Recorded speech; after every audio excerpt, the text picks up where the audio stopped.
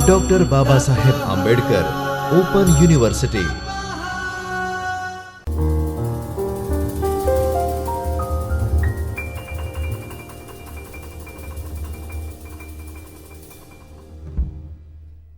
નમસ્કાર વિદ્યાર્થી મિત્રો, ડૉક્ટર બાબા સાહેબ આંબેડકર ઓપન યુનિવર્સિટીના ચૈતન્ય સ્ટુડિયોમાં આપ સૌનું હાર્દિક સ્વાગત છે. મિત્રો, આજે આપણે ભારતીય જ્ઞાન પરંપરા ઇન્ડિયન નોલેજ સિસ્ટમ્સના વિષય 101 એટલે કે ભારતીય દાર્શનિક પ્રણાલી વિષયમાં યોગમાં ચિત્તવૃત્તિ નિરોધ એ વિષય ઉપર આ કક્ષાની અંદર ચર્ચા કરીશું. ચિત્તવૃત્તિ નિરોધના ઉપાયો. મિત્રો, આપણે ગયા સત્રોની અંદર ચિત્તની 5 વૃત્તિઓની વિશે ચર્ચા કરી હતી. આજે એ ચિત્તની વૃત્તિઓના નિરોધ માટે કયા કયા ઉપાયો પતંજલિ મહર્ષિએ યોગ સૂત્રમાં દર્શાવ્યા છે તે ઉપર આપણે ચર્ચા કરીશું. ચિત્તવૃત્તિ નિરોધના ઉપાયો દર્શાવતા સૂત્રકાર કહે છે કે અભ્યાસ અને વૈરાગ્ય દ્વારા ચિત્તવૃત્તિનો નિરોધ કરી શકાય છે. અભ્યાસ વૈરાગ્યાભ્યામ તન્નિરોધ. પૂર્વોક્ત ચિત્તવૃત્તિઓને લીધે અંતઃકરણ પર સંસ્કાર પડે છે અને એ સંસ્કારો ફરીથી વૃત્તિઓનું સ્વરૂપ લે છે. વૃત્તિઓને રોકવા અને ચિત્તની એકાગ્રતાને સિદ્ધ કરવા માટે શરીર, મન, ઇન્દ્રિય વગેરેનો ચિત્તવૃત્તિઓના અભ્યાસ અને વૈરાગ્ય વડે નિરોધ કરવો જરૂરી છે. મોક્ષના સાધન તરીકે ગીતામાં પણ અભ્યાસ અને વૈરાગ્યનો ઉલ્લેખ કરવામાં આવ્યો છે. જેમ કે ભાષ્યકાર કહે છે કે ચિત્ત નામની નદી કલ્યાણની અને પાપની બંને દિશાઓમાં વહે છે. વિવેક વિષયરૂપ નિમ્ન માર્ગે થઈને કૈવલ્યરૂપ ઉચ્ચ ભૂમિ તરફ લઈ જનારી કલ્યાણવાહા અર્થાત કલ્યાણને માટે વહે છે અને અવિવેક વિષયરૂપ નિમ્ન માર્ગે થઈ સંસાર તરફ લઈ જનારી પાપવાહ છે. ચિત્તવૃત્તિનો નિરોધ કરવા માટે ચિત્તને સમ્યક વિષયમાં એકાગ્ર કરવાનો અભ્યાસ કરવો જોઈએ અને વિષયના દોષોના દર્શનથી તેમજ આંતરનિરીક્ષણથી વૈરાગ્ય કેળવવો જોઈએ. અભ્યાસ અને વૈરાગ્ય બંને પરસ્પર ઉપકારક છે. ચિત્તને બાહ્ય વિષયોમાં ભ્રમણ કરતું અટકાવવા માટે વૈરાગ્ય આવશ્યક છે અને તેને અંતર્મુખ બનાવી સ્થિર કરવા માટે અભ્યાસ જરૂરી છે. અભ્યાસ અને વૈરાગ્યમાં ચિત્તનો સ્થિતિ વિષયક યત્ન એટલે કે પ્રયત્ન એ અભ્યાસ છે. ભાષ્યકાર કહે છે કે ચિત્તની પૂર્ણ સ્થિરતા રૂપ પ્રશાંત વાહિતા માટે ચિત્તને સ્થિર થવાની ટેવ પાડવા કરાતો પ્રયત્ન તે જ અભ્યાસ. જેટલા ઉત્સાહ અને બળથી સાધક પ્રયત્ન કરે તેટલી જ શીઘ્રતાથી તે અભ્યાસમાં દૃઢતા પ્રાપ્ત કરી શકે છે. આ અભ્યાસ લાંબા સમય સુધી સતત અને આદરપૂર્વક કરવો જોઈએ. શ્રદ્ધા, તપ, બ્રહ્મચર્ય અને વિદ્યાથી સમન્વિત થઈને અભ્યાસ કરવો આવશ્યક છે. શ્રદ્ધા આદિથી કરવામાં આવેલો સત્કારવાન અભ્યાસ દૃઢ અવસ્થાવાળો થાય છે અર્થાત વ્યુત્થાન સંસ્કાર દ્વારા શીઘ્ર અભિભૂત થતો નથી. મિત્રો, વૈરાગ્યનું વ્યાખ્યાન કરતા પતંજલિ મુનિ કહે છે કે વિતૃષ્ણસ્ય વશીકાર સંજ્ઞા વૈરાગ્યમ. એટલે કે વિષયોમાં સાધકના તૃષ્ણા રહિત ચિત્તનું જે વશીકાર જ્ઞાન છે તે જ વૈરાગ્ય છે. ભાષ્યકાર તો એમ પણ કહે છે કે સ્ત્રી, અન્ન, પાન, ઐશ્વર્ય વગેરે દૃષ્ટ વિષયો છે અને સ્વર્ગ, વિદેહ ભાવ અને પ્રકૃતિ લયત્વ વગેરે આનુશ્રવિક વિષયો છે. અપર અને પર એમ 2 પ્રકારનો વૈરાગ્ય છે. દિવ્ય અને અદિવ્ય વિષયો પ્રત્યેના અનુરાગનો જય એ અપર વૈરાગ્ય છે. વિવેક જ્ઞાન ધારીને પોતાના ચિત્ત પ્રત્યેના રાગનો વિજય એ પર વૈરાગ્ય છે. આ રીતે અપર વૈરાગ્ય સંપ્રજ્ઞાત યોગ કે પ્રશાંત વાહિતાનું કારણ છે, જ્યારે પર વૈરાગ્ય અસંપ્રજ્ઞાત યોગ અથવા સંસ્કાર શેષ અવસ્થા કે સંપૂર્ણ વૃત્તિ નિરોધનું કારણ છે. વિષયના દોષોનું દર્શન થવાથી તે વિષય તરફ વૈરાગ્ય ઉત્પન્ન થાય છે અને તે વૈરાગ્ય દૃઢીભૂત થાય છે. વિષયમાંથી ચિત્તની વૃત્તિનો નાશ થતા તે વિષયનું સ્મરણ કે તેમાં પ્રવૃત્તિનો અભાવ થઈ જાય છે. પ્રસંખ્યાન કે વિવેક સાક્ષાત્કાર વડે સમગ્ર વિષયોના દોષોનો સાક્ષાત અનુભવ કરવાથી વિષયોમાં ચિત્તનો જે સમ્યક અનાભોગ થાય છે તે જ ચિત્તની વશીકાર સંજ્ઞા અર્થાત મન ઇન્દ્રિયોને વશમાં કરવાનો અનુભવ તે જ વૈરાગ્ય છે. પરંતુ વશીકાર સંજ્ઞા સિદ્ધ થાય તે પૂર્વે યતમાન, વ્યતિરેક અને એકેન્દ્રિય એ વૈરાગ્યની 3 સંજ્ઞા કે અવસ્થાઓને સિદ્ધ કરવી પડે છે. મિત્રો, વશીકાર વૈરાગ્યની અવસ્થામાં વિષયો પ્રત્યે સંપૂર્ણ ઉપેક્ષા થાય છે. સૂત્રકાર કહે છે કે તત્પરમ પુરુષ ખ્યાતેર ગુણ વૈતૃષ્ણસ્ય. પછી ગુણ માત્રથી તૃષ્ણા રહિત થઈ જવા રૂપ વૈરાગ્ય એ જ પર વૈરાગ્ય કહેવાય છે. વશીકાર વૈરાગ્ય થયા પછી પુરુષ દર્શન કે વિવેક જ્ઞાન ઉત્પન્ન થાય છે. પુરુષ દર્શનના અભ્યાસથી પુરુષના શુદ્ધ સ્વરૂપનો સાક્ષાત્કાર દૃઢ થતા વિવેક જ્ઞાન રૂપ વૃત્તિ તરફ પણ વૈરાગ્ય ઉત્પન્ન થાય છે. આ પર વૈરાગ્ય છે.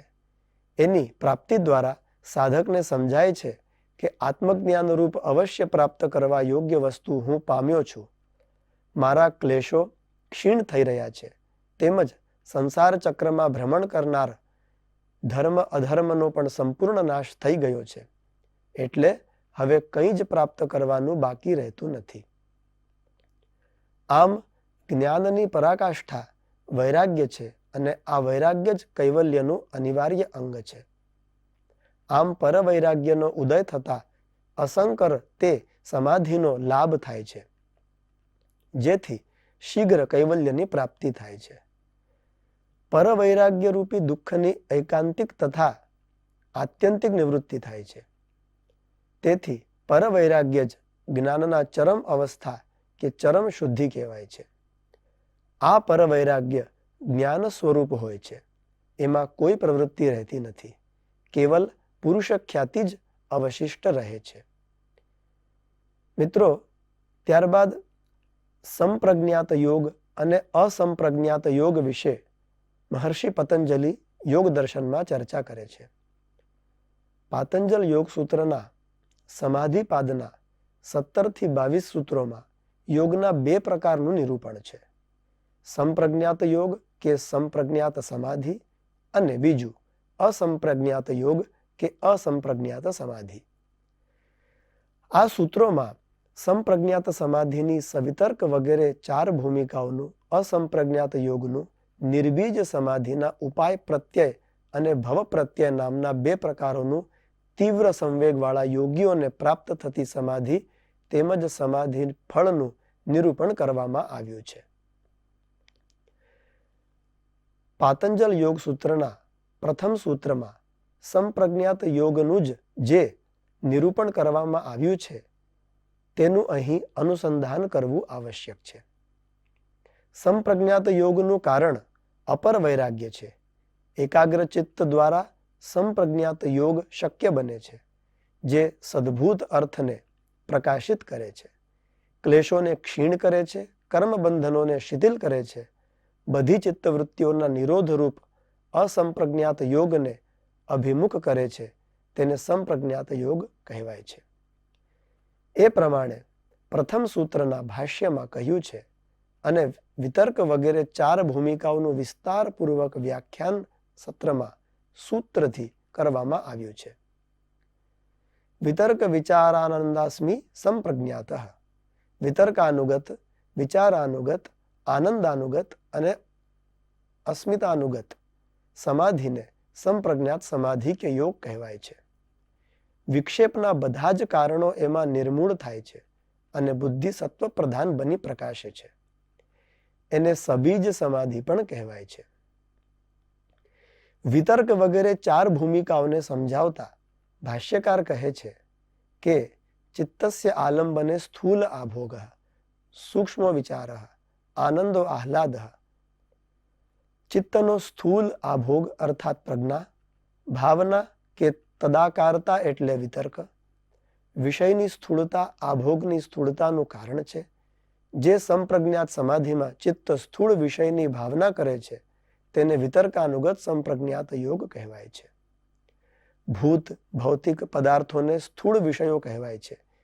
ચિત્ત એમાં સ્થિર થઈને તેનો આકાર ગ્રહણ કરે છે. સંપ્રજ્ઞાત યોગમાં સ્થૂળ વિષયના બધા જ